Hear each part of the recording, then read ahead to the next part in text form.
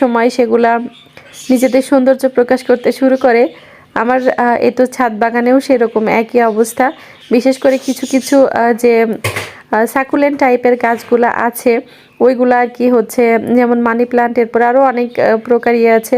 তো ওইগুলো আর কি হচ্ছে শীতের সময় একদম নেতিয়ে গেছিলো।